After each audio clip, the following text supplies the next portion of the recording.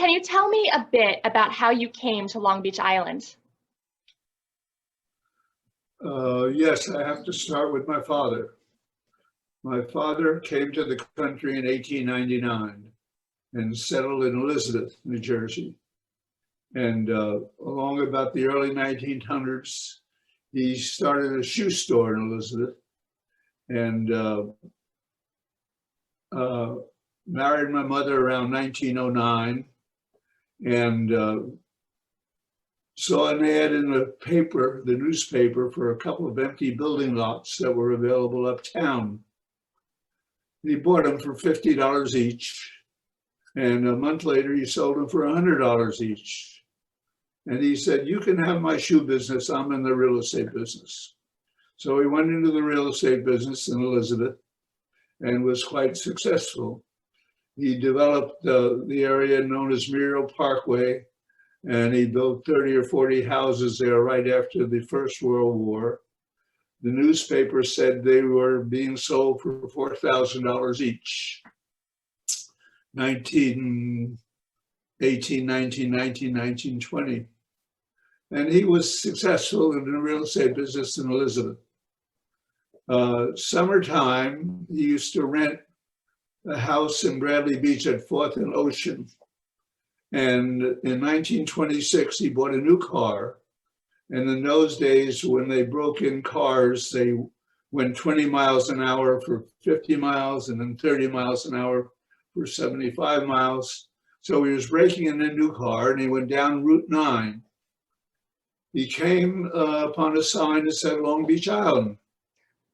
And being in the real estate business and being inquisitive, he made a left turn and crossed the rickety bridges. And he came upon Long Beach Island, which was nothing but poison ivy, mosquitoes and flies, bayberry bushes, but a beautiful white sand beach. And that's what got his eye. So he stopped into the real estate office and asked if there was any acreage for sale. The agent showed him a site for 53 acres. And my father liked it, went home and told my mother about it. It was $53,000, $1,000 an acre. And took her back the next week and they looked it over. And he signed a contract and bought the ground for $53,000 cash. So at any rate, that started the Shapiros on Long Beach Island, 1926. He bought Ocean to Bay, and eventually he owned Ocean to Bay from 88th Street, which is Sand Dune Lane in Pahala, to 109th Street, which is just north of Virginia Avenue in Haven Beach, Ocean to Bay. That's now Pahala and Beach Haven Park, which he developed and my brother and I developed. And that's how I got to Long Beach Island. How do you describe your life as a Jew on LBI, both when you first came and now more recently? Well, there were rumors when my father bought the land that and these were just rumors, he never confirmed it, I don't know, that the Ku Klux Klan, which had a branch in West Creek, wanted to run him off the island. I never heard anything more about it, just a rumor, so I can't vouch for that and say that it's true. At any rate, we were careful what we did because we were Jewish. The Ingleside Hotel did not rent to Jews. A.W. Kelly, who handled sales in Haven Beach, didn't sell to Jews. McAvoy, who built the dunes, which is between Haven Beach and Beach Haven Terrace, didn't sell to Jews. But we sold all the Jews that would come around. And I never felt much for or against. Never saw any real anti-Semitism. As a real youth, maybe 13 or 14, I used to go to the Saturday night dance. I went to a few Saturday night dances at the Ingleside Hotel with some of my townie buddies. And I don't know if I felt uncomfortable there or not. First experience with being Jewish on the island, I think, was one high holiday. I was perhaps bar mitzvah aged. A fellow by the name of Alter had a store in Beach Haven, about opposite where Fantasy Island is now. And he had a high holiday service there. I was there. I don't know who else was there. Could have been some of the Jewish residents, all year round residents of town, like the Gerbers or the Petersons or the Frankfurts or the Korbs, or the Kosovs. Those are all the early Jewish settlers in Beach Haven all year round. And growing up there, as I didn't grow up there. I grew up in Elizabeth, but I used to spend all the summers on Long Beach Island. It was, just like growing up anywhere else. Let's talk a little bit about the beginning of the JCC of LBI. Can you tell me about your original involvement in the project? Well, I'm going to be 98 years old next month, and I'm the only living original founder of the JCC that's still active in the JCC. So I've seen the presidents come and go, and I've seen various ideas come and go, and the present administration is good. And I served a couple of years as president early on. Two fellows really wanted to get it started. Nat Kay and Ben Weissman. And they used to come into our office, my brother's office and my office.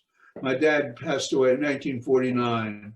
So that was 71 years ago, so a long time ago. My brother passed away in 1969. That's 51 years ago. That was a long time ago.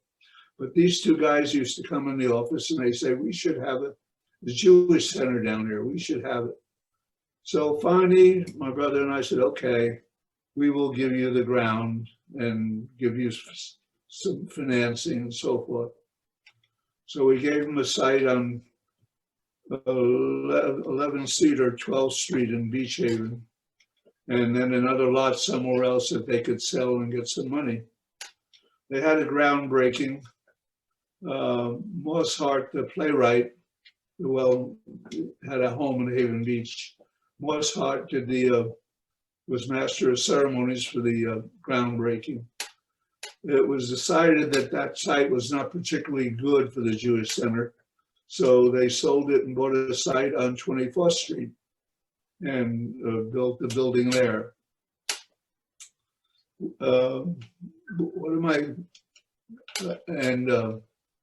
We eventually gave the Shapiros eventually gave the rabbi's house on 24th Street, built that and gave it to him.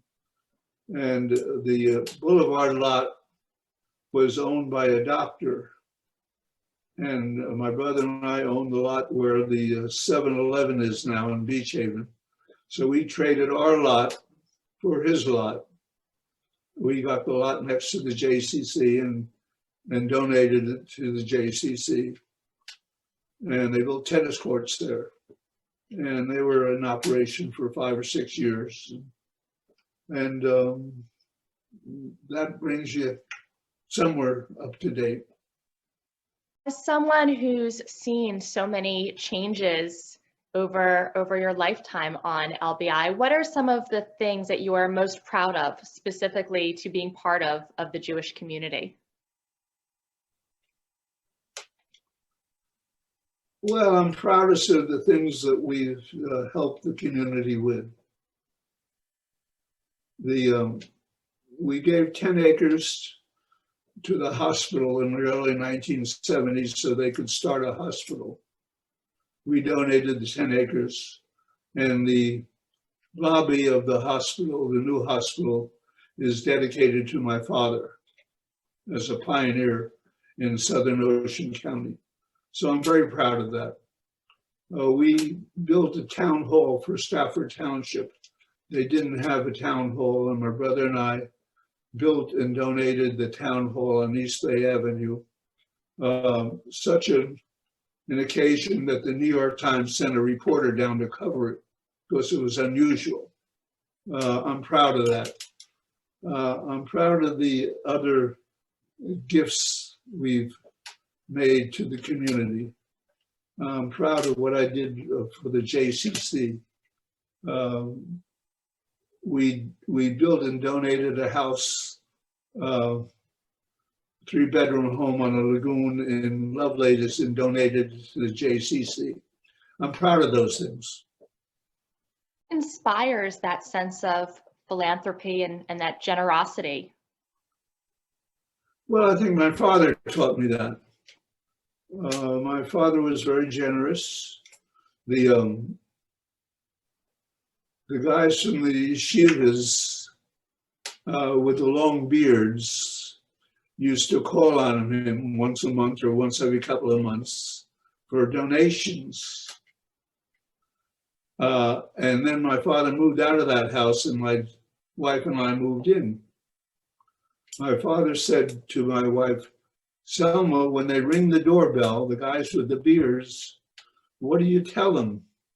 He wanted to make sure she was giving them money. And she said, Pop, I tell them they need a shave. So he was really philanthropic. And when he died in Elizabeth, there were 12 Jewish institutions in Elizabeth at the time. And he left them each a bequest in his will, all 12 of them. So I got that feeling from my father that you give, if you give back, you take care of people. I've always had it from my father and mother. So, as you're looking towards the future, what are your hopes for the Jewish community of LBI? Well, I hope it continues, and I hope it stays on LBI, and I hope it grows, and I hope that they find the building so small that they have to build a new one someday. I have written a book that this is the book that was published in 2004, and it describes growing up on the island and how it changed and so forth. And it's available on online, Amazon, Barnes and Noble, and any bookstore. But it tells a pretty good story of Long Beach Island. And you say this is for posterity.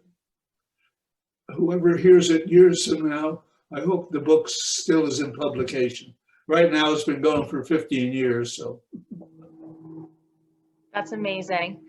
Thank you so much for sharing your time and your experiences with me today. I really do appreciate it greatly. Oh, thank you for asking me, Allison. Good luck to you. Stay healthy.